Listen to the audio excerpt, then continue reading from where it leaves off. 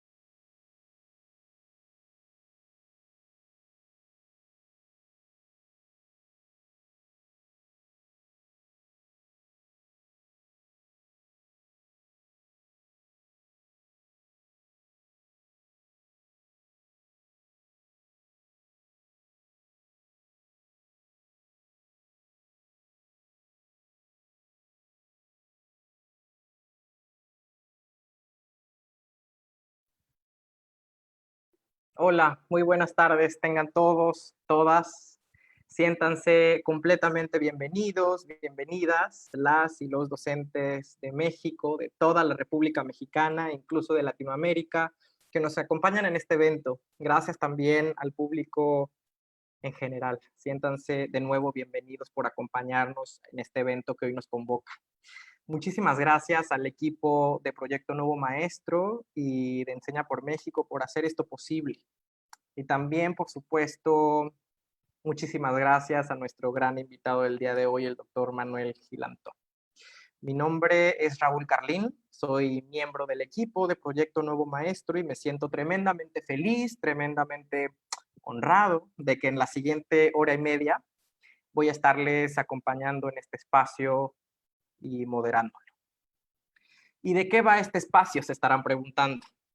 Pues el evento de hoy forma parte de la primera temporada de un ciclo de 7 conversatorios en total, titulado La educación en todas sus dimensiones. Y con estos conversatorios lo que buscamos es generar precisamente este tipo de espacios de diálogo con líderes de opinión, con docentes de toda la República y fuera de ella, y público en general, para compartir experiencias, rebotar ideas, retos que estamos enfrentando las comunidades educativas en esta nueva realidad. Así que con fecha de hoy, 2 de julio de 2020, siendo las 4:07 de la tarde, doy por inaugurado este ciclo de conversatorios con el primero de ellos, cuyo título es Pandemia y Educación, el relato de una tensión. En este evento, todas las personas detrás de sus pantallas podrán hacer preguntas al invitado a partir de que él emita su primera intervención. Estas preguntas, por supuesto, tendrán que ver con su visión sobre la educación. Esas preguntas les voy a pedir, por favor, que las escriban en esta aplicación, en esta herramienta que se llama Zoom, en la parte inferior de la misma, en las ventanas que dicen chat o QIA, que significa preguntas y respuestas, y un servidor con mucho gusto dará voz a esas preguntas. Y también para todas las personas que están siguiendo este conversatorio a través de la transmisión de Facebook, ustedes son parte también de esta conversación, siéntanse incluidos en ella y dejen sus preguntas en los comentarios. Les voy a pedir que una vez que escriban sus preguntas, también nos puedan decir en el chat su nombre, de dónde son y cuál es su rol o la institución a la que pertenecen. Porque lo más importante del día de hoy es escucharles a ustedes. Y al invitado, por supuesto, a nuestro admirado invitado. Y yo sé que no necesita presentación, sin embargo, voy a proceder a hacerla. El doctor Manuel Gilantón, o el profe Gil, como algunos nos permitimos llamarle, es doctor en ciencias por el Poli, maestro en sociología por la Flaxo y licenciado en filosofía por la Ibero. Actualmente es académico e investigador en el Colmex, en el Colegio de México, y lleva más de 30 años en este mundo de la educación, siendo maestro en distintas instituciones como Flaxo, el Colegio de Bachilleres o la UAM, como ustedes y como yo. Al profe Gil le gusta opinar y lo hace muy bien. Lo hace a menudo en sus intervenciones en radio, en televisión y a través de sus columnas en el Universal, que quienes le admiramos leemos con asiduidad. Quiero agradecerle otra vez de corazón, maestro, por animarse a conversar, a escuchar y a escucharnos, y sobre todo a pensar en voz alta con nosotros, con nosotras, sobre educación, porque creo que nuestra democracia así lo exige. Y quisiera comenzar este conversatorio escuchándole con una primera intervención y lo voy a invitar a culminar a que aborde esta primera gran pregunta que le queremos formular. Esta pandemia ha significado quizá un shock de realidad, una pandemia compleja y por lo tanto retadora. ¿Cuál es su lectura, maestro, su diagnóstico de lo que estamos viviendo el día de hoy? ¿qué pone esta pandemia de manifiesto? ¿Qué ha significado para la educación pasar de las 4 paredes de un aula a las 4 aristas de una pantalla? Bienvenido, maestro. Si nos apoyara activando su micrófono, maestro. Gracias.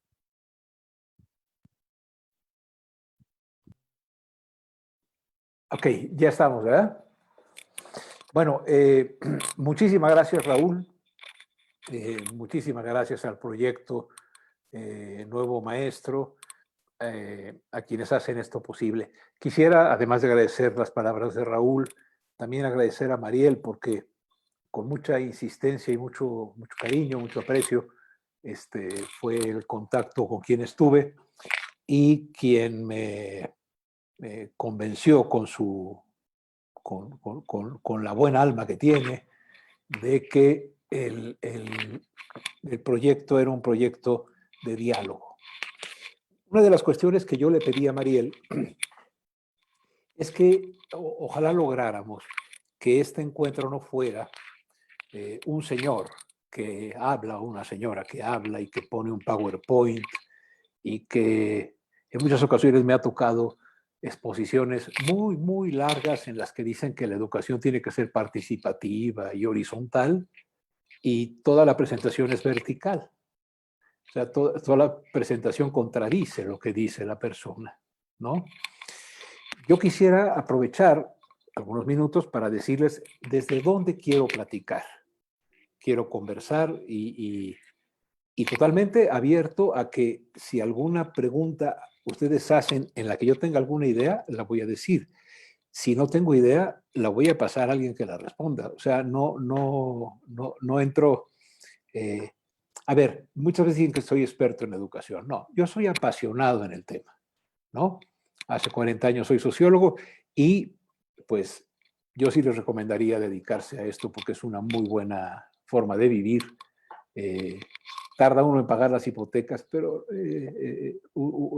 es valiosa, ¿no? Bueno, las ideas centrales que tengo para empezar son las siguientes. Antes de entrar específicamente, Raúl, a tu pregunta. La primera es que sin que haya retórica alguna, o sea, sin que haya en esto una especie como de buena hondez, ¿no? de parte mía, durante todos estos años me he convencido que las profesoras y los profesores de la escuela básica, de la escuela media, ¿no? Y en general el magisterio de un país, sobre todo el de básica, conforma a los intelectuales más importantes de una nación moderna. Nuestro país está al revés. Piensa que los intelectuales más importantes de México son los que están en el Sistema Nacional de Investigadores o en el Colegio Nacional. Esas personas hacen cosas muy buenas. Pero, ¿por qué digo que son los intelectuales más importantes del país? Porque, siguiendo a Piaget, siguiendo a cualquiera de los expertos, eso sí, de los que hemos aprendido, sabemos que en esos primeros años de la educación inicial, preescolar, primaria, secundaria, incluso la prepa, se están conformando las estructuras cognitivas que nos van a hacer capaces de aprender toda la vida. Y yo muchas veces me he preguntado, cuando termino un libro, ahora le decía a Raúl que estoy leyendo Los detectives salvajes de Bolaño, ¿no? Cuando yo termino un libro siempre digo, ¿y con qué le doy las gracias a las maestras y maestros que me enseñaron a leer?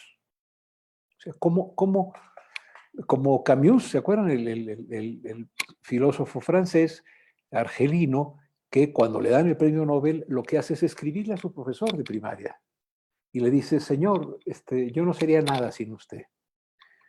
Entonces, primero quiero decirles que me siento muy contento de poder estar conversando con un grupo muy amplio de los intelectuales más importantes de este país.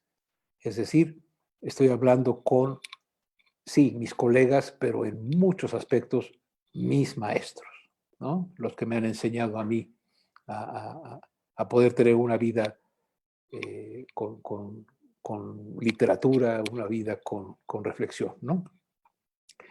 La segunda es que, sobre todo en la pasada administración, cuando se hizo la reforma que estuvo a cargo del equipo del presidente Peña Nieto, una de las cuestiones que a mí más me importó es mostrar que no era posible una reforma educativa si se consideraba que el magisterio, las profesoras y los profesores, son infantes, porque infans etimológicamente significa sin voz.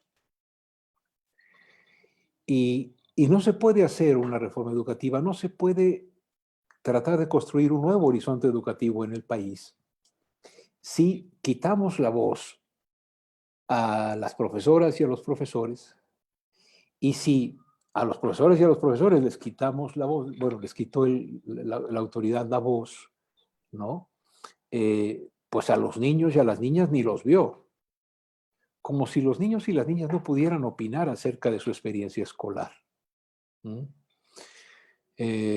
Recuerdo cuando el doctor López Gatell, en alguna de esas conferencias de la tarde, habló con niños y una niña le dijo, oiga, si el jabón y el agua quita el bicho, ¿por qué no nos tomamos agua y jabón? O esa otra pequeña que le dijo, oiga, quiero que usted termine la epidemia el día 8. No, no, el día 7 porque el día 8 es mi cumpleaños y quiero que vayan mis amigas. Callar la voz, anular la voz de los niños, de las niñas y de las profesoras y de los profesores consiste en uno de los más graves errores de cualquier intento de transformación educativa. Y por eso, porque creo que la voz de ustedes es la que quisiera respetar profundamente, lo que hago es la siguiente propuesta. Para mí, como diría el poeta León Felipe, por hoy y para mí, hasta donde yo alcanzo a ver, la pandemia, además de un terrible dolor, de muchas muertes de personas que cada una de ellas es una vida que se trunca, es un abuelo que se va, es decir, no hay muerte que no tenga, que no genere un hueco en muchas personas, pero como fenómeno ha desvelado, ha quitado el velo a varias de nuestras instituciones sociales. Si quieren, la más fácil de ver es, quitó el velo a la fragilidad de nuestro sistema de salud. Un sistema de salud que llevaba décadas de descuido, al que le faltaban cientos de miles de personas capacitadas, en una lógica que quizá estimó que la salud pública no era tan importante y se podía transferir al sector privado, ¿no? Cuando llega la pandemia nos damos cuenta que tenemos muy deteriorado el sistema público y ya lo estaba. Basta recordar cuando uno pasaba caminando por un domingo por cerca del Hospital López Mateos, aquí en la Ciudad de México, cerca de algún hospital de cualquiera de sus ciudades, y veía en los camellones, en los parquecitos cercanos, a los familiares esperando sentados en el suelo poder ver a su familiar, ¿no? Entonces, nuestro sistema de salud se mostró roto. A mí el dato de que había 300 hospitales perfectamente pagados, completamente agotada su presupuesto, y sin embargo abandonados y nunca terminados, me parece que es un signo de lo que la pandemia muestra, ¿no? Es decir, muestra que ahí se hicieron inauguraciones de hospitales que estaban vacíos. Pasó en muchas partes.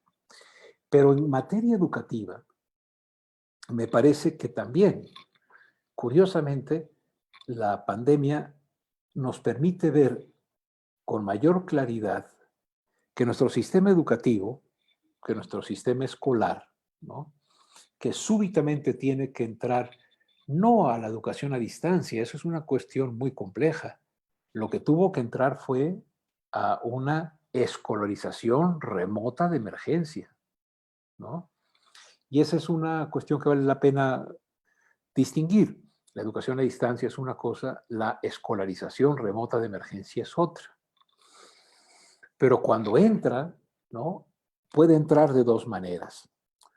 Una es que la pandemia deja al descubierto que no es lo mismo la escuela en casa que aprender en casa. Meter a la escuela en casa, diría mi madre, es como un ropero en un pasillo. O como también se decía en San Miguel de Allende, de donde es mi familia, es como ponerle a un Santo Cristo dos pistolas, ¿no? O sea, es totalmente inadecuado pensar que podemos meter la escuela a la casa. Lo que sí podemos es hacer vínculos para poder aprender en casa. Y esa fue, creo, una de las cuestiones que dejó muy clara la pandemia, aclarando que lo que sucedió en el sistema escolar durante estos meses fue sumamente heterogéneo.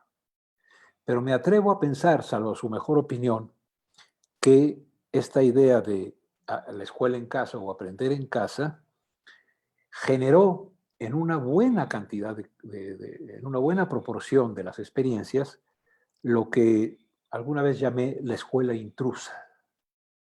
Una escuela que se metió a las casas, y igual que el SARS-CoV que produce el COVID-19, se metió a las casas intrusa por las rendijas del adobe, por abajo de las puertas, y se metió con el peor virus que tiene la escuela, que es el virus de la tarea. Hay que dejar tareas para que todo el mundo esté atareado, además de estar atareado, que esté atolondrado y que al final de cuentas no aprenda nada, sino que simplemente esté ocupado haciendo cuestiones bastante inútiles. Es decir, el vínculo escolar lo vimos claro en la pandemia, muchísimo más claro que cuando estamos en las situaciones, digamos, normales. Se nos presentó una escuela muy vertical, una escuela que llegaba a la casa y decía, tiene usted que leer esta página del libro, señora, haga que su hijo la lea. Y ojo, señora, en las 58 millones de visitas que ha tenido el sitio web de Aprende en Casa, el 80% han sido mujeres. También la pandemia nos ha mostrado que aun cuando la escuela cierre y como intrusa se meta a la casa, recae de nuevo en quien se ha encargado por sesgos de género, por una inaceptable diferencia de género en las mujeres que trabajan, tuvieron que hacer las veces de supervisoras escolares y tuvieron también que atender la doble jornada en sus casas. Entonces, me parece que una dimensión en la cual la escuela en la pandemia nos queda clara es que nos muestra desnudos en una estructura pedagógica de alguien que sabe, que hace que otro que no sabe aprenda. Y saben cómo se concibe el aprendizaje, según yo y según mis amigos maestros y maestras con los que platico. En ese estilo de escuela vertical, alguien que aprende es alguien que sabe repetir lo que yo dije. No alguien que sabe preguntar, ni alguien que se atreve a cuestionar lo que yo digo, sino alguien que como eco repite lo que yo digo y como al repetir lo que yo digo me siento muy satisfecho porque creo que es lo que él piensa, en vez de ser un mecanismo de defensa para que yo lo apruebe, entonces se cierra un circuito en el cual no hay educación como práctica de la libertad. Hay una educación como práctica de la obediencia. Sin embargo, yo hago el texto de la escuela intrusa, y siempre me toca la maravilla de que me escriben muchas personas y me dicen, estoy de acuerdo, no estoy de acuerdo, usted no tiene ni idea. Eso es fantástico, ¿no? Y entonces me invitó un grupo de profesores de Nuevo León a tener una reunión con ellos, también eran muchos y muy amables, y me dijeron, fíjese que la pandemia también en otras ocasiones permitió tres cosas. Al quedar cerrada la escuela y al tener nosotros que vincularnos con nuestros estudiantes, pasaron tres cosas. Una, tuvimos que decidir qué era el aprendizaje importante y quitar lo que eran aprendizajes inútiles. Fíjense, o sea, sí se logró, dada la emergencia, decir esto es lo que es importante. Segundo, nos sentimos libres. ¿Por qué? Porque fuimos nosotras y nosotros los que pudimos dilucidar qué era lo que era importante y qué no. Me decían curiosamente, profe Gil, cuando estuvo la pandemia, fuimos más profesionales en el sentido de que tomamos en nuestras manos las decisiones pedagógicas y didácticas, a diferencia de cuando estamos en la escuela, en cuyo caso somos más bien marionetas o bien como aplicadores de un programa educativo. Y la tercera que me pareció interesantísima, uno piensa que la distancia aleja, y los profesores con los que platiqué en Nuevo León dijeron, ¿sabe qué? Para nosotros la pandemia nos hizo acercarnos a los niños y a las niñas, nos hizo saber cómo vivían, nos hizo saber su nombre, ya sea cuando les entregábamos el cuadernillo junto con la comida el lunes en las comunidades más marginales, o cuando podíamos entrar por WhatsApp y conversar con ellos y preguntarles, oye, los quebrados luego, ¿cómo estás? Supimos que murió tu abuelo. ¿Qué sientes? ¿No? Señora, lamento que haya muerto su padre. ¿Cómo le podemos hacer para que eso sea el motivo del aprendizaje? Las fracciones y las capitales y los ríos de cualquier parte, eso se aprende fácil y en otro momento. ¿Cómo hacemos para eso? Entonces yo quiero terminar esta primera intervención, Raúl, si me haces el favor, sintetizando. Hablo con los intelectuales más importantes del país, las y los intelectuales más importantes del país, porque son los que nos enseñan a aprender, ¿no? Y aprender es preguntar, no repetir. Segundo, porque sí creo que es el momento en que en este pequeño espacio tan generoso escuchemos la voz de los que sí tienen voz y que fueron tratados como infantes, sin voz, infants, sin voz, del cual deriva infantes, que saben ustedes que en el ejército los infantes son la clase más baja de las estructuras militares y que no tienen derecho a hablar, solo tienen derecho y obligación de obedecer. Y que la pandemia descubre que tenemos una escuela dominante, autoritaria, que se satisface en el placer de castigar con los deberes, abrumar con las tareas que atarean y atarantan, pero también hubo la posibilidad en los márgenes de generar recuperaciones del vínculo pedagógico a través de medios tan antiguos como un cuadernillo o tan modernos como una compu o como un WhatsApp o como cualquier otra cosa. Y que también fue posible, a pesar de todo, que estando lejos, muchas profesoras y profesores estuvieron más cerca, estuvieron más cercanos a sus estudiantes que cuando los reciben yuxtapuestos, no unidos, en un salón. Esas serían las 3 o 4 ideas iniciales, Raúl. Muchas gracias, maestro. Recupero esto que usted menciona sobre la escuela vertical. Me hace muchísimo eco esto que también nombra como la estructura pedagógica, es una estructura pedagógica vertical, no es nada más una práctica, y también pienso en Freire, ¿no? La escuela, esta pandemia pone de manifiesto apenas que esta escuela lleva siendo mucho tiempo esta banca de la que hablaba Freire, ¿no? Esta estructura pedagógica de la bancarización.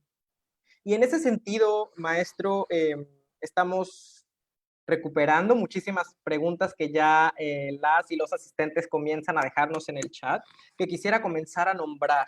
Y tiene que ver con esta idea del primer diagnóstico que hace sobre la educación, sobre la escuela como la conocimos y que esta pandemia pone de manifiesto. Ignacio Díaz Mendoza, por ejemplo, pregunta, ¿qué sigue más allá de solo incluir la tecnología digital a la educación?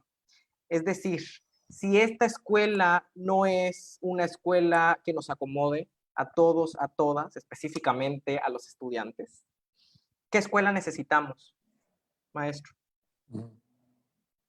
¿Qué política pública educativa necesitamos? Eh, eh, ¿Cómo me dijiste que se llama mi colega? Ignacio Díaz Mendoza. Bueno, querido Nacho, mi propuesta, no sé qué opinen ustedes, es que el cambio en la escuela no va a depender de la tecnología. Se puede con una varita en el suelo usarla como pizarrón, o se puede usar Zoom o webinars o Teams o cualquiera de estas cosas, porque el cambio en la escuela, el cambio en nuestra concepción de la educación, no depende de la tecnología. Si dependiera de la tecnología, entonces nosotros bastaría con decir, bueno, pues hacemos las cosas a distancia. No. Es decir, ya sea a distancia usando la tecnología o presencialmente usando la yuxtaposición de personas aisladas en los salones, esa escuela así no tiene sentido como constructora de ciudadanía que sea crítica y nos libere de la enorme tolerancia a la desigualdad, de la enorme tolerancia a la impunidad y a la violencia. Entonces, me parece que, al contrario, la pandemia lo que nos dice es, ¿sabes? Esa escuela de la que tú vienes, que estás ahora replicando en las casas, no está educando, está escolarizando. Y es muy distinto escolarizar de forma remota, dada una emergencia, a educar de forma cercana, ya sea con un recurso tecnológico o con la presencia, educar de una forma cercana como proyecto de construcción de ciudadanía. Esa transformación de la escuela hacia un espacio de aprendizaje y no un espacio de eco de la palabra del poder, esa reforma la necesitamos emprender todos los días y la necesitamos emprender como la verdadera reforma educativa. La reforma educativa va a surgir cuando desde abajo surjan proyectos de profesoras y profesores que se unen para renovar su práctica, arrebatándole a la autoridad el monopolio del dictado de lo que tienen que hacer y que se decidan a hacer lo que ellos creen que vale la pena hacer, unidos con un vínculo pedagógico que privilegie el aprendizaje en un proyecto que, y eso es una propuesta que es bastante contraintuitiva. En México el 40% de las escuelas son multigrado. Ustedes entienden bien que es una escuela en la cual una o dos personas son unidocentes o bidocentes, atienden a varios grupos. Por cierto, no se pierdan el documental que se llama El Sembrador, que es extraordinario, ¿no? Se llama El Sembrador, búsquenlo por ahí, ustedes sí le saben encontrar a esas cosas. Creo que todavía está gratuito en la página del Festival Internacional de Cine de Morelia. Bueno, esas escuelas multigrado son siempre consideradas las escuelas de los pobres.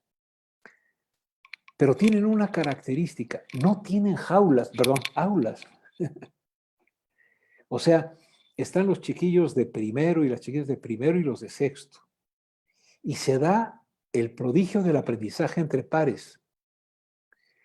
Pienso que una buena idea para la reforma de la escuela es tumbar las paredes y hacer que el aprendizaje ocurra con profesores y entre estudiantes, ¿no? Que a mí un chavo de quinto me enseñe que estoy en segundo cómo resolver un común denominador, etcétera, es un prodigio de aprendizaje, ¿no?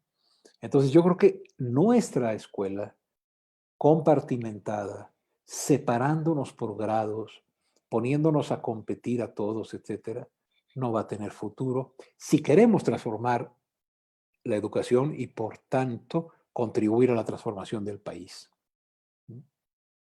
De acuerdo, maestro Manuel. Pienso en este imperativo de sacar al aula del aula para comenzar a generar ese vínculo pedagógico del que habla. Y maestros, maestras, específicamente la maestra Ariana Toris de la Ciudad de México, quiere seguir escudriñando sobre eso, sobre cómo hacer que la educación no sea un eco del poder. Pregunta explícitamente: ¿qué prácticas educativas favorecen un aprendizaje para la libertad? Okay.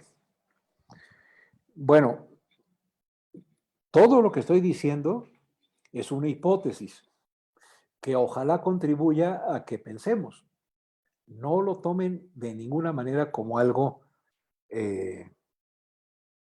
digamos, que se acerque ni siquiera de lejos a la verdad, pero sí es una reflexión honrada sobre el proceso que hace 40 años trato de entender, ¿no?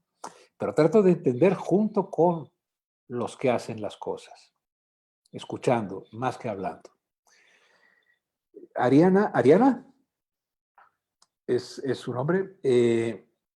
Yo te Sí, la diría, maestra Ariana Ariana, Toris, de la Ciudad así de es, México. sí, Ariana Chilanga. ¿Qué prácticas educativas? Voy a sugerir nada más una. Orientar la educación a producir personas que pregunten, no personas que respondan. Un día, yo he sido profesor hace también 4 décadas, 30 en la UAM, ahora estoy en el colegio, y me di cuenta que más que generar personas que pregunten, generaba personas que repetían lo que yo decía, y como lo repetían bien, yo decía, qué listos son. Pero esa es una forma narcisista, es una forma en la cual yo me veo en el espejo de mi decir, y cuando alguien repite lo que digo como un eco, digo, ¿cuánto sabe? Eso es una pretensión soberbia extraordinaria. El que dice lo que digo, ya sabe. No. Entonces, ¿cómo podemos hacer procesos que liberen la capacidad de la pregunta? Obviamente, estudiando. Obviamente, leyendo. Pero sobre todo, que cuando una profesora o un profesor haga una pregunta a su grupo, se calle y escuche. Cuesta mucho trabajo, porque nosotros preguntamos y como vemos que hay silencio, decimos, ¿se acuerdan que va por aquí? Entonces la gente dice, sí, sí, sí. Entonces uno dice, ya, sí, sí se acordaron. No, no se acordaron. La paulatina y trabajosa construcción de la respuesta que luego se convierte en una pregunta sobre lo que ellos respondieron, requiere paciencia, requiere concentrarnos en lo que es fundamental. Y, por ejemplo, concebir que aprender a leer y aprender a escribir no tenga como objetivo sacar una buena calificación en el examen de PISA. ¿Qué les parece como proyecto educativo que al terminar secundaria todas las niñas y todos los niños de este país hayan leído y disfrutado Pedro Páramo de Juan Rulfo? O hayan leído la novela del hombre que amaba a los perros de Padura y se hayan entusiasmado. que el proyecto educativo sea leer, disfrutar la lectura, aprender de la literatura, ubicarse en la historia, pero ubicarse apasionadamente en la historia. Todo esto implica trabajo, pero orientado no a resolver un examen, sino a enriquecer la calidad de vida a través de la lectura de tanta literatura, enriquecer la experiencia de ver buen cine y buen teatro y saber comentar cuál es el argumento, cuáles son los personajes importantes, qué proponen los personajes en determinados momentos. Yo haría cineclubes, teatroclubes, acercaría a las escuelas públicas mucha danza, mucho arte. ¿Por qué? Porque la escuela tiene que generar niñas y niños jóvenes cultos de su tiempo. Y en ese sentido, una práctica educativa que vale la pena es la que esté orientada a construir preguntones. Termino con una experiencia. Dije, el jueves hay examen. Y los chavos, ¿qué es lo que va a entrar? ¿De qué página, no? Dije, ustedes estudian. ¿Y saben qué hice? Llegué y dije, bueno, vamos a empezar el examen. Hagan 3 preguntas. No, le toca hacer usted las preguntas y nosotros responder. No, hagan 3 preguntas, pero no hagan preguntas del tipo, Max Weber fue lateral derecho del Borussia. No. Es decir, hagan 3 preguntas que sobre el tema que estudiamos sean interesantes.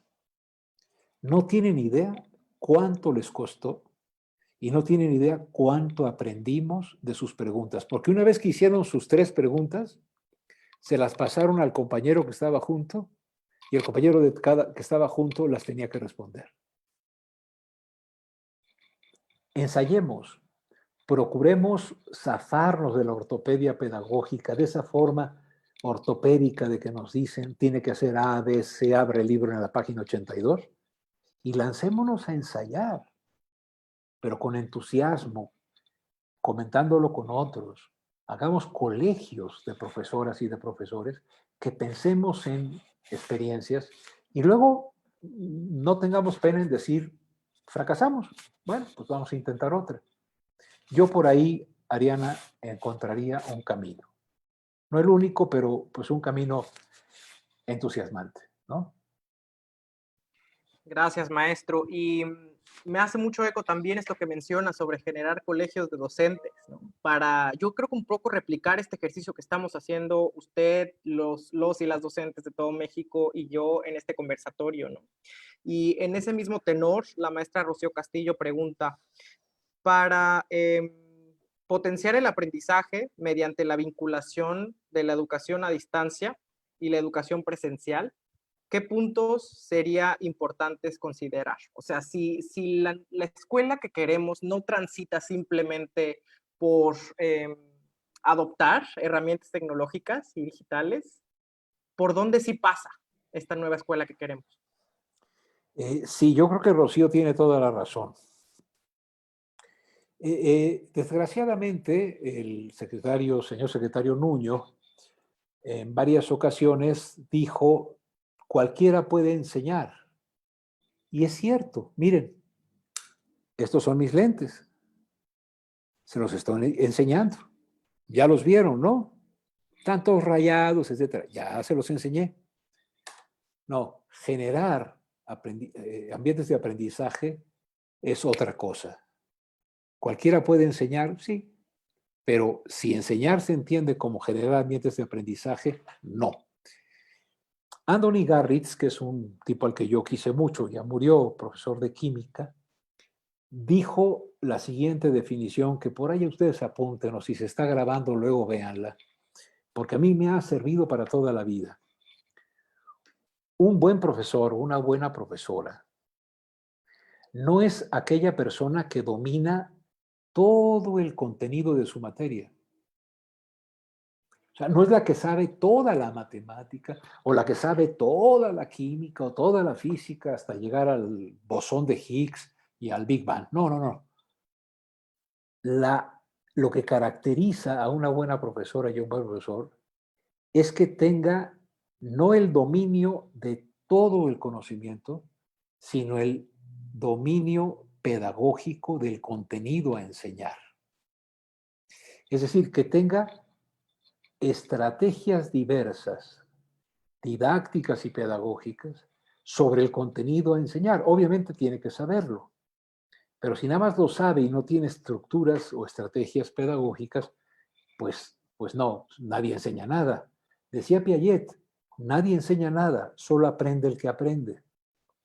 Entonces, Rocío, ya sea en lo presencial, entendiendo por ello cuando estamos en los salones, que ojalá tengan menos jaulas y tengan más espacios compartidos, ya sea que estemos ahí, ojalá pronto, porque nos hace falta abrazar, nos hace falta oler, nos hace falta enamorarnos, nos hace falta que nos rompan el corazón.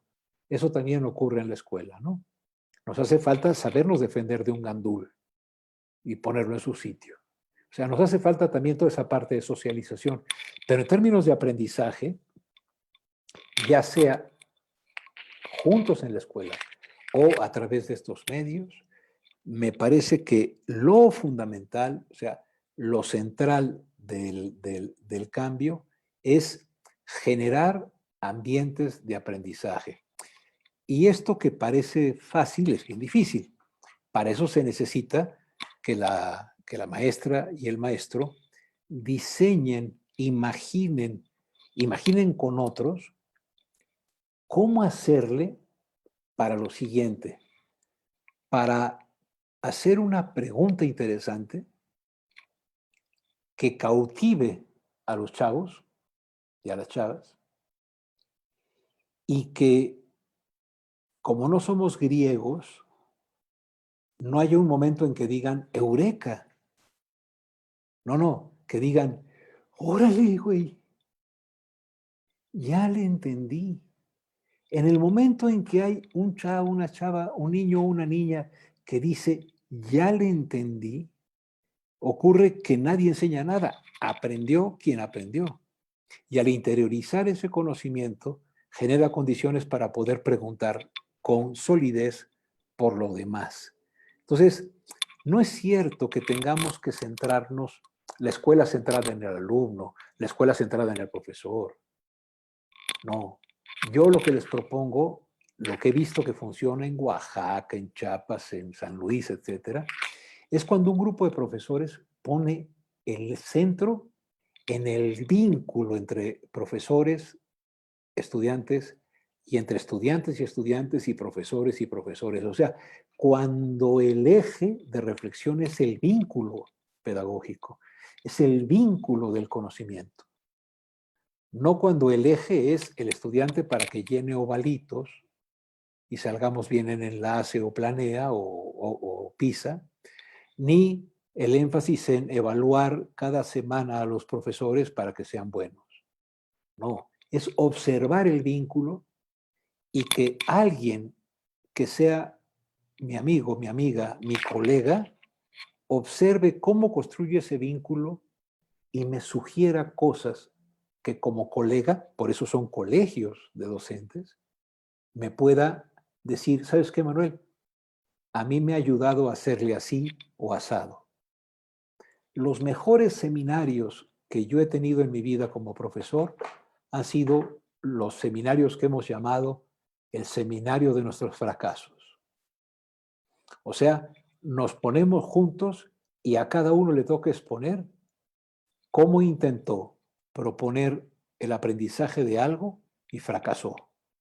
Y analizar las razones del fracaso para poder generar, fracaso siempre es relativo, ¿no? O sea, cuando no logramos el aprendizaje esperado, ¿qué nos pudo fallar? Pero para eso se necesita confianza, para ello se necesita que no nos estén evaluando desde fuera personas que nunca han dado una clase.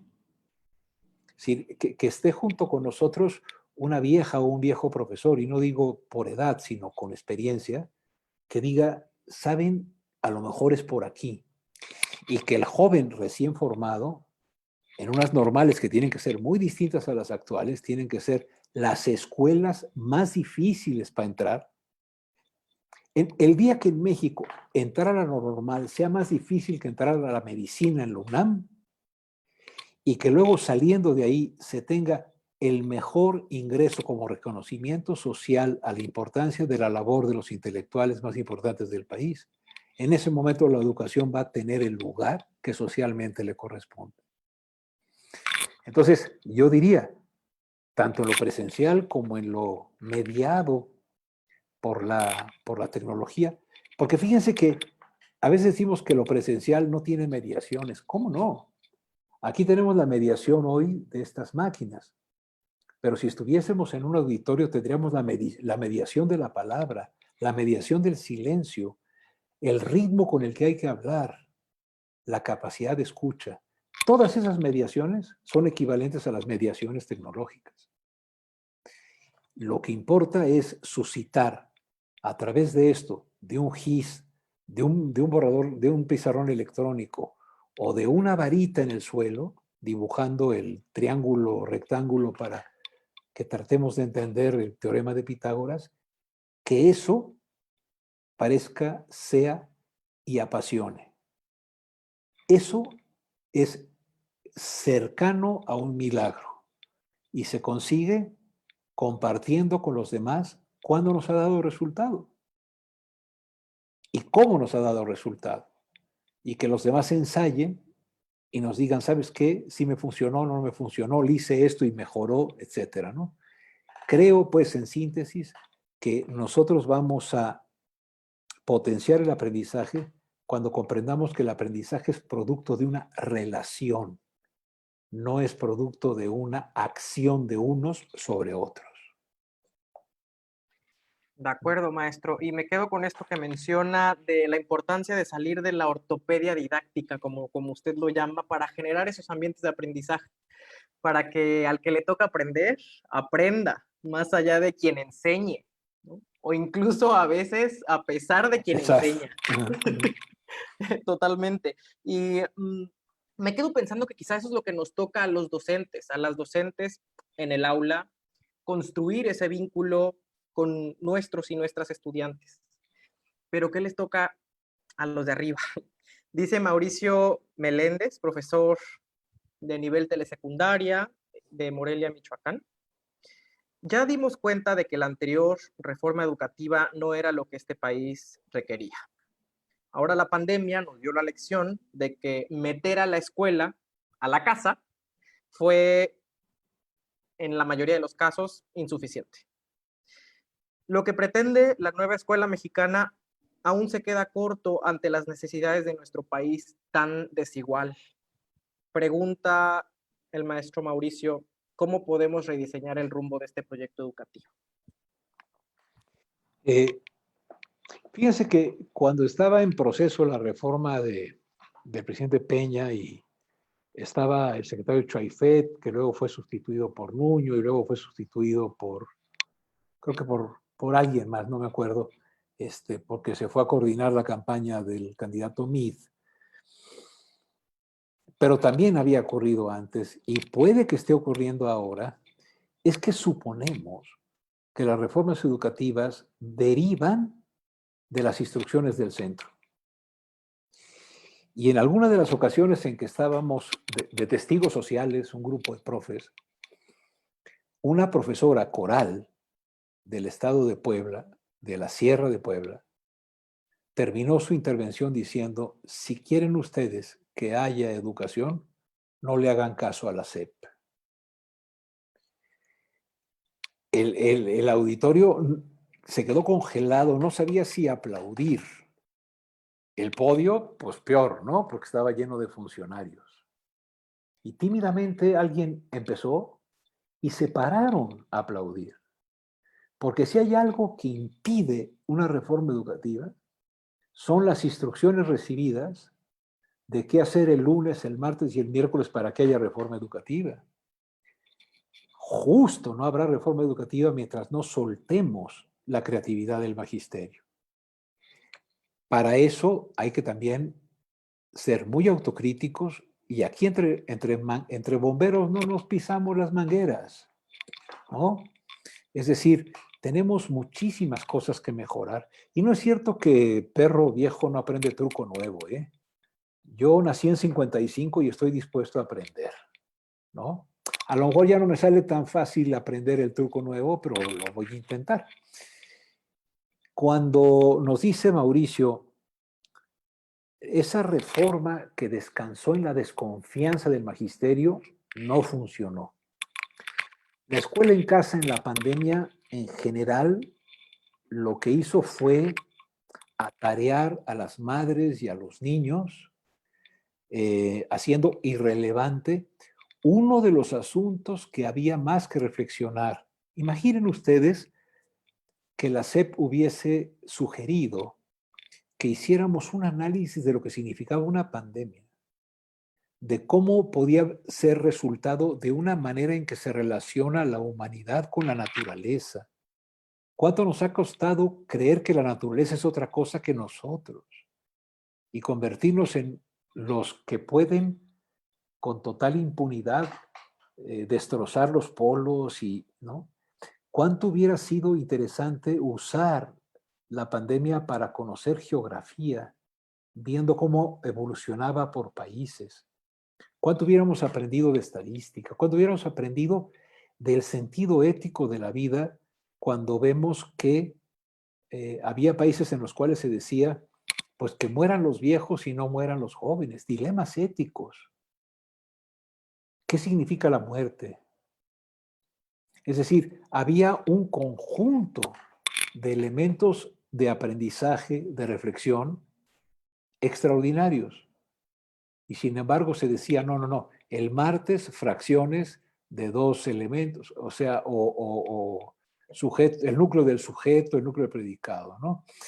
Entonces, la escuela en casa también nos dejó, en general, un mal sabor. Y permítanme, a mí un día sí me dio, y yo, saben ustedes, yo no, en todo este tiempo que he trabajado, yo no tengo personas a las que desprecio, discuto sus ideas. Alguna vez, hace unas semanas, el licenciado Moctezuma, con una sonrisa un poquito irónica, dijo, ahora sí van a apreciar lo que hacen los profesoras y las profesoras y los profesores, porque ahora se van a tener que hacer cargo de sus hijos. Ahora sí van a revalorar al magisterio. Y yo dije, no, no lo van a revalorar porque sean buenos guardianes, porque sean buenos carceleros que tienen a los niños en paz. Los tienen que revalorar porque son actores que generan la maravilla del aprendizaje. Y entonces la nueva escuela mexicana, hasta donde yo alcanzo a ver, son tres palabras. Nueva escuela mexicana. Pero, ¿cuál es el contenido de la nueva escuela mexicana? ¿Qué es lo que aporta? ¿En qué se basa? ¿No? Entonces hay gente que dice, no, no, no, hay que esperar a que digan. Yo diría, no, no, hay que aprovechar que no han dicho para hacerla nosotros, ¿no? Es decir, ¿cómo podemos renovar la escuela mexicana soltando diversas alternativas, ¿no? que yo creo que sí existen? Es más sencillo, a mi juicio, corregir experiencias escolares que están, digamos, violando la Constitución o que están siendo religiosas y no se vale, etcétera, que por tratar de que no ocurran, intentar que todo ocurra como dice la gente que está en el edificio de la SEP. Miren, una de las cosas que más nos debe calar a nosotros como magisterio es que cuando se propuso autonomía curricular, autonomía en la escuela, muchos profesores y profesoras le pidieron a la SEP la guía para ser autónomos.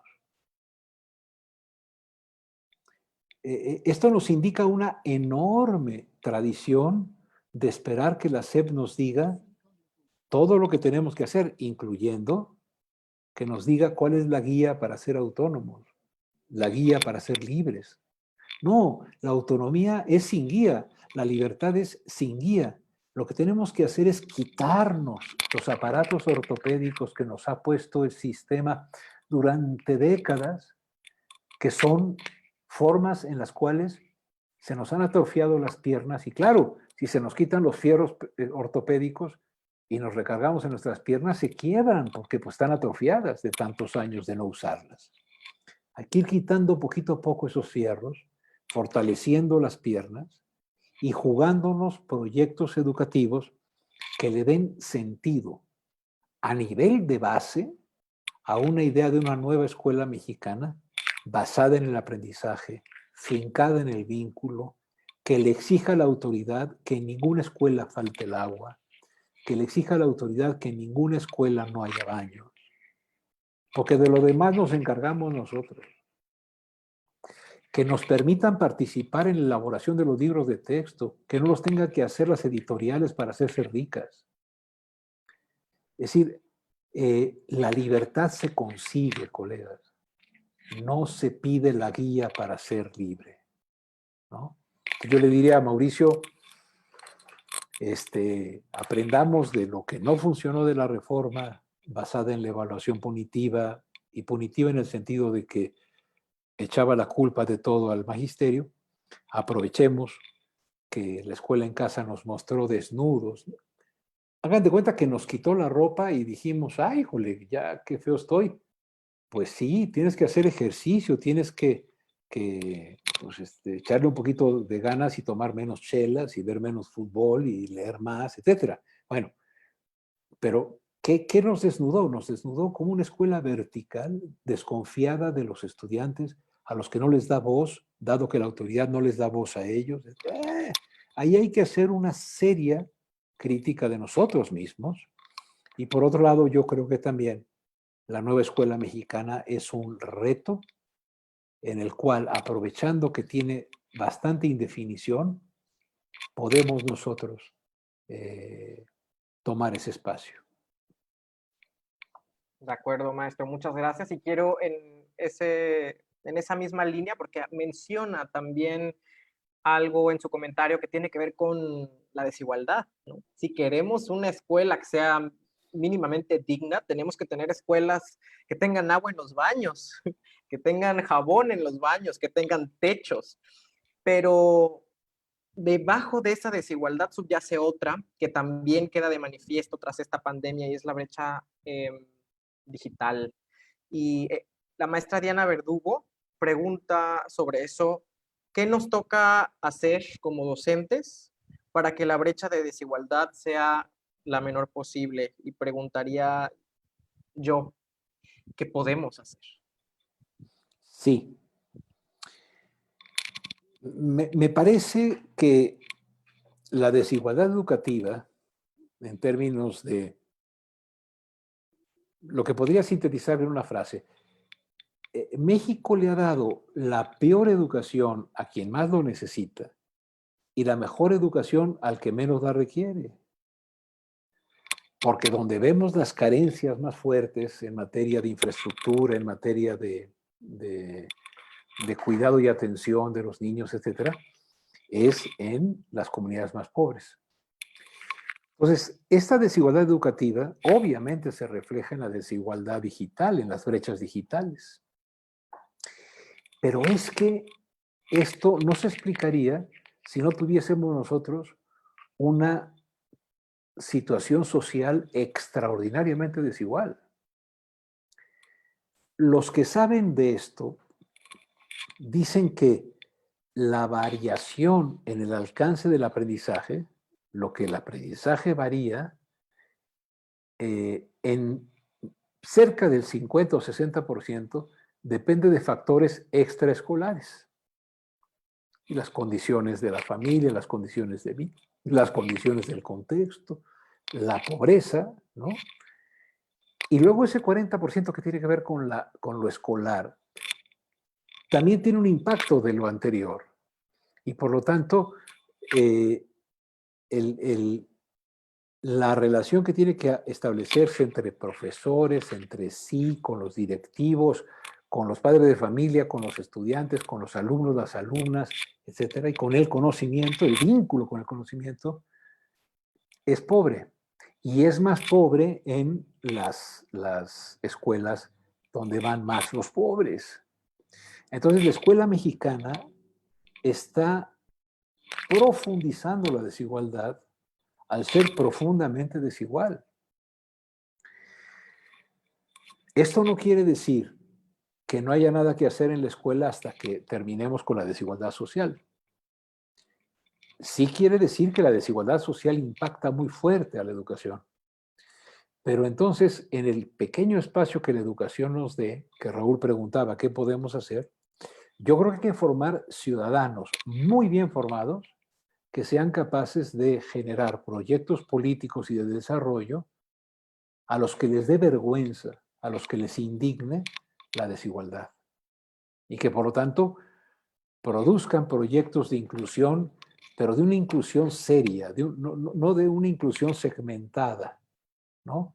A ver, todo el mundo va a tener primaria, sí, ok, eso hizo México, pero hay primarias de tipo A, de tipo B, de tipo C, es decir, sí te incluyo en la educación, pero te incluyo en las peores condiciones. Hasta donde yo sé, Diana, Raúl, en México hay dos frases que tienen que ser el horizonte de una reforma educativa para que no exista. No se vale que nuestro país siga valiendo que infancia es destino. O sea, que las condiciones de nacimiento son el mejor predictor del destino escolar y del destino en el aprendizaje. Eso es terrible. Y la otra es que no podemos seguir viviendo en un país en el que importen más los conocidos que el conocimiento.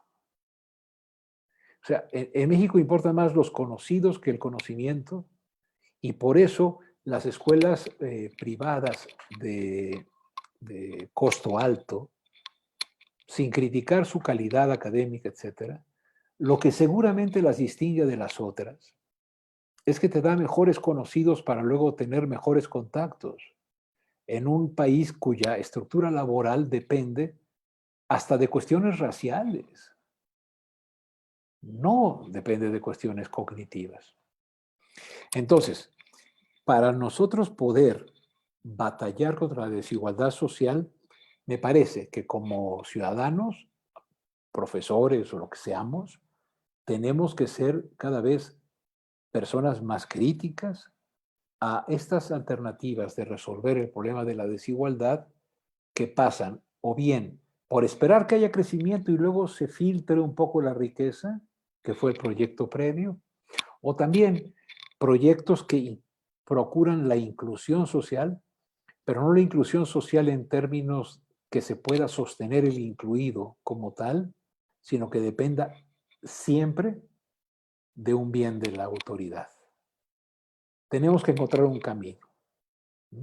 En la escuela podemos hacer lo que se puede hacer. Lo decía muy bien Passerón, que es el compañero de Bourdieu, que hicieron ese libro de Bourdieu y Passerón que se llama La reproducción. Passerón, que tiene menos fama que Bourdieu, tenía frases geniales y decía, la escuela, si trabaja bien, puede hacer que el hijo de un obrero sea gerente. Lo que la escuela no puede hacer es el puesto de gerente.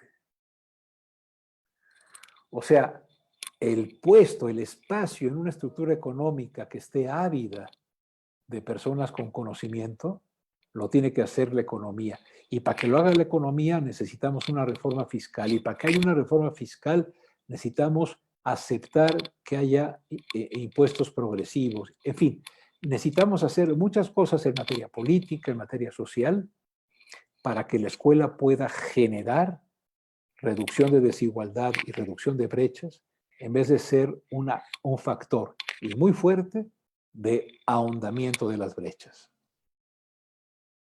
Gracias, maestro Manuel. Muchísimas gracias. Justo estamos ya acercándonos al cierre. Yo creo que tenemos tiempo para para una última pregunta, pero en ese sentido quiero recuperar un poco sobre lo que menciona en términos de educación y ciudadanía. Creo que la escuela mexicana ha sido omisa en su labor de desencadenar procesos de ciudadanía, ha sido omisa en su función catalizadora de ciudadanía. En la escuela, en no pocas ocasiones apuntamos mucho sobre español, pero poco sobre cómo podríamos apropiarnos críticamente de él. Apuntamos mucho sobre biología, pero poco de política. Apuntamos mucho sobre matemáticas, pero poco sobre las relaciones que nos jerarquizan y atraviesan. Y en ese sentido, quiero hacer esta última pregunta que se condensa en dos. Antonio Rodríguez pregunta cuáles considera usted que serán los nuevos derroteros de la educación futura, y que va muy alineada también con la que hace investigación y posgrado ENA. ¿Cuáles son los fundamentos pedagógicos que deben permear la educación post-COVID? Okay. Pues muchísimas gracias. Yo tengo una propuesta que entre muchas podemos ir madurando, corrigiendo, puliendo. Octavio Paz decía que aprender a dudar es aprender a pensar. Si nosotros queremos construir ciudadanía, que Raúl insiste en que con razón ha sido omisa en la escuela en su producción, es porque en vez de aprender a dudar, aprendemos a no dudar. Entonces, si aprender a dudar es aprender a pensar, la duda en cualquier idioma se manifiesta como una pregunta. El día que nosotros como individuos dejamos de decir por qué y empezamos a repetir las respuestas a los por qué abstractos, dejamos de ser personas que están en un proceso educativo. Decía Einstein, mi educación iba muy bien hasta que entré a la escuela. Ahora, si dudar conduce a la pregunta que tenemos que hacernos no es una pregunta ignorante, es una pregunta derivada de un proceso de conocimiento serio de lo que se sabe. Pero alguien que duda y sabe preguntar está capacitado de ser crítico. Y la crítica es el rasgo fundamental de la ciudadanía. Uno deja de ser siervo para ser ciudadano cuando asume que eso le da capacidad de crítica y de ejercicio de la rebeldía derivado de la libertad. Y el conocimiento libera, pero el conocimiento libera cuando nos conduce a preguntas bien formuladas. El día en que nosotros generemos como resultado de nuestra línea de educación cívica y ética, ¿por qué hay pobreza y desigualdad?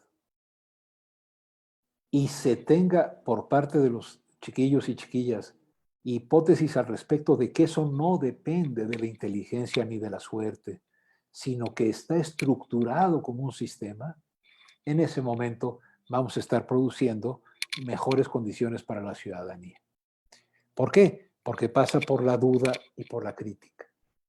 Si a mí me dicen que las personas blancas son más inteligentes que las personas morenas o que las personas que viven en una colonia son más listas que las que viven en otra, y yo pongo en duda eso y digo, no, ha de haber abajo otra cosa, y luego pregunto qué otras cosas puede haber y estudio lo que han dicho y descubro que es la desigualdad social la que produce diferentes aprendizajes, y por lo tanto, si quiero que haya mejores aprendizajes, tengo que batallar contra la desigualdad social. Ahí está el germen del ciudadano. Así va a orientar su voto, así va a orientar su exigencia a los políticos. Entonces, tanto Antonio como los colegas de la ENA, cuando me dicen, oye Manuel, ¿por dónde crees que viene la educación futura? O los fundamentos pedagógicos de, no sé si de la escuela futura realmente, que va a existir realmente. Pero la escuela futura por la cual vale la pena pelear, vale la pena estudiar, vale la pena levantarse todos los días con esa esperanza, es una escuela que tenga como fundamento pedagógico que la educación es un proceso que nos conduce a la práctica de la libertad. Yo creo que hay que volver a Freire. Yo creo que hay que volver a que el aprendizaje del alfabeto es distinto si digo yo, mi mamá me mima para aprender la M, así uso la marginación molesta. Porque entonces tenemos que pensar no en mi mamá y que es me mima, sino la marginación o bien el oso o la organización. También es la O, ¿no? Entonces, tengo la impresión de que el fundamento pedagógico, a ver, constructivista, sí, pero muy bien hecho. Orientado a una construcción ética en doble sentido. No se vale pensar que se pueden cambiar las cosas sin un profundo esfuerzo intelectual y un profundo esfuerzo de solidaridad. Y la otra es que, además de eso, lo que necesitamos es tener capacidad de no tener miedo a equivocarnos, porque de la equivocación compartida resulta el acierto colectivo. Yo diría eso. Gracias, maestro Manuel. Yo coincido plenamente con usted. Creo también que hay que volver a Freire. Otra de sus frases era que la tarea que nos toca es es la persecución constante de hacer posible mañana el imposible de hoy. Espero que nuestros y nuestras colegas aquí en este conversatorio también estén de acuerdo. Y tristemente hemos llegado al final de esta conversación. Es difícil para mí porque una plática, una conversación con el doctor Manuel Gilantón se vuelve un regalo del que uno no se quiere desprender. Pero ha llegado la hora y le quiero dar las gracias a todas las personas que el día de hoy se congregaron en este espacio, que nos acompañaron en este conversatorio, Pandemia y Educación, el relato de una atención. Gracias por su interés, por sus preguntas cáusticas, por creer en el diálogo como el principal insumo de nuestro ágora, de este espacio público nuestro. Y por supuesto, gracias también a usted, maestro Manuel, por invitarnos, ayudarnos a pensar más y mejor la realidad que estamos atravesando en términos de educación. Me quedo con la siguiente frase suya. La tarea que nos toca como docentes es producir personas que preguntan. Y quisiera también aprovechar este espacio para decirle, maestro, que a modo de agradecimiento le habremos de enviar un presente hasta sus manos. También agradecemos a Aristeria, Dos Sofías y Meroma por hacernos el favor de hacerle llegar este obsequio al maestro Manuel. La verdad es que queremos puntualizar todo, hablo a nombre de todo el equipo de Proyecto Nuevo Maestro, que ojalá considere este obsequio como una muestra, como un botón de muestra de que a partir de ahora nosotras lo consideramos a usted como embajador de Proyecto Nuevo Maestro, porque queremos que su voz amplifique esta lucha que estamos batiendo los maestros, las maestras, desde abajo para pensar como usted lo hace en una nueva educación. Y quisiera también invitarlo a que nos dé un mensaje de despedida, maestro Manuel, a este espacio. Sí, muchísimas gracias, Raúl, Mariel. Muchísimas gracias a las muchísimas personas que nos han acompañado. Yo creo que más que dar un mensaje final, yo quisiera dar un mensaje mientras nos volvemos a ver, ¿no? porque los mensajes finales son cuando ya uno se va a morir o cuando uno ya no va a volver. Y una parte de ese mensaje sería, síganme invitando. Síganme invitando a ser parte de los que escriben las preguntas mientras escucho a alguna profesora o algún profesor. Le vamos a tomar la palabra.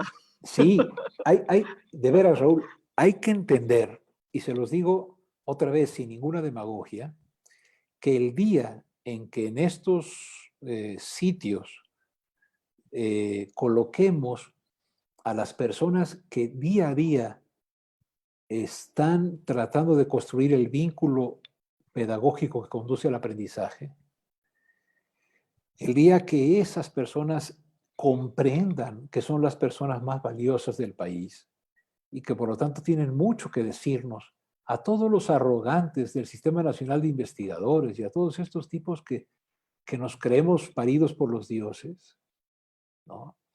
Y nos pongan en nuestro lugar. Miren, hay una cosa fantástica. Todo el sexenio pasado, a mí me tocó lo que decía Bertolt Brecht, ¿no? Vinieron por mi vecino y porque era comunista, yo no era comunista y pues, no me importó. Vinieron y porque era gitano, se lo llevaron, no soy gitano. Vinieron porque era judío, no soy judío y se lo llevaron. Ahora vinieron por mí y ¿quién me va a ayudar? En el sexenio pasado yo me daba cuenta que culpar al magisterio de todos los males, pasados, presentes y futuros, era una simplificación enorme. Y no porque no pudiéramos mejorar, sino porque era encontrar un chivo expiatorio a unas maniobras políticas extraordinariamente asquerosas desde 1940 a la fecha. Muchísimo más perniciosas que nada. Bueno, lo que quiero decir es, ahora que algunos de mis colegas dicen, híjole, a lo mejor quitan el SNI, ¿no se acuerdan que en el sexenio pasado a todos los profesores les quitaron retroactivamente sus derechos adquiridos? Y o se evaluaban, no perdían el trabajo, pero sí sus derechos, o no se evaluaban y perdían el trabajo. Colocar a las personas ante ese dilema, suponiendo que uno trabaja mejor cuando está aterrado, es el peor procedimiento pedagógico. Entonces yo digo, júntense, no renunciemos a pensar, escribamos más, y no digo yo, escriban ustedes, manden por favor cualquier contribución a Educación Futura. Educación Futura es un portal que tenemos para divulgar pensamiento educativo, ¿no? Pero también está otras voces en la educación, está Profelandia. Hay que escribir, hay que decirle a la sociedad que los profesores y las profesoras de este país tienen pensamiento, tienen cultura, ¿no? Para evitar que el secretario de Educación Pública, Loret de Mola, no es Loret de Mola, perdón, me equivoqué, para que el secretario de Educación no cometa ese error que cometió este niño que se llama Loret de Mola, que un día dijo, ¿usted dejaría a Raúl a sus hijos con ese, con un desprecio clasista, racista, con una... Claro, no parecen profesores finlandeses. No, en buena hora, son profesores mexicanos. Mucha autocrítica, mucha esperanza, ¿no? Mucho optimismo y mucho esfuerzo, ¿no? Y sobre todo, confiar en que nos podemos unir más allá de la defensa de los intereses gremiales y más allá de las instrucciones burocráticas, y en esos espacios generar proyectos pedagógicos. Quisiera decirles que cuando cuando Checoslovaquia estuvo ocupada por las fuerzas rusas y mandaron a los matemáticos a trabajar en las alcantarillas de la ciudad como un castigo porque eran unos privilegiados que se dedicaban a hacer ecuaciones, cuando terminaban de limpiar los desperdicios de la ciudad, en las atarjeas hacían teoremas. No hay disculpa de que no podemos intentarlo y pelear. Y por lo menos de aquí a que nos muéramos, como decía mi padre, porque no decía muramos, decía muéramos, y yo lo conservo como un gran recuerdo, ¿no? Que además falta mucho, porque hay muchos mundiales que ver y muchas reformas educativas malas que tumbar, ¿eh? Mientras estemos vivos, mientras tenemos la posibilidad de estar juntos a través de un esfuerzo como el que han hecho ustedes y que yo agradezco, mi mensaje al final es: no dejen de invitarme, pero no para decir cosas, sino para aprender y escuchar. Se los pido sinceramente. Y sinceramente tiene nuestra promesa, maestro. Bueno. Lo vamos a invitar a escuchar a los intelectuales más importantes del país, como dice en sus palabras, y que sea este el primero de muchos. Muchísimas gracias, maestro Manuel, y a todos y todas quienes asistieron a este conversatorio. Queremos decir que van a poder encontrar la grabación de este conversatorio en la página de Proyecto Nuevo Maestro, y creo que hablo en nombre de todos y todas mis compañeras en este gran equipo. Nos sentimos muy honrados de que nos hayan podido acompañar el día de hoy, y queremos aprovechar también para hacerles la invitación al segundo conversatorio de este ciclo de 7.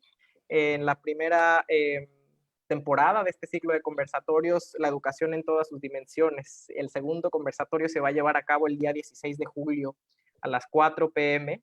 con Brenda Bernal desde Enseña por México, y se va a llamar La eterna dictadura en la educación, el adultocentrismo.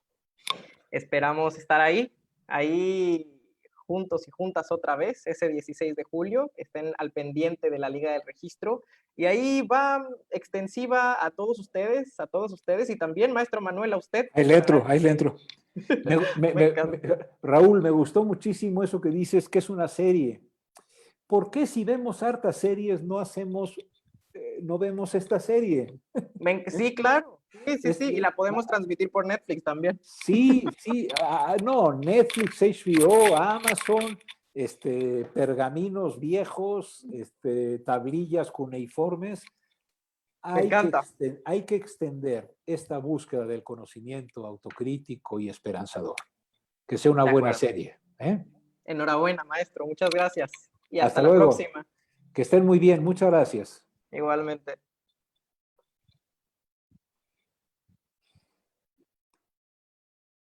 Pues bueno, con esto damos final a este primer conversatorio y nos vemos en el próximo. Hasta pronto. Hasta luego. Muchas gracias, Raúl. Muchas gracias, María. Gracias, maestro. Muchísimas gracias, de verdad. Ya se nos fue.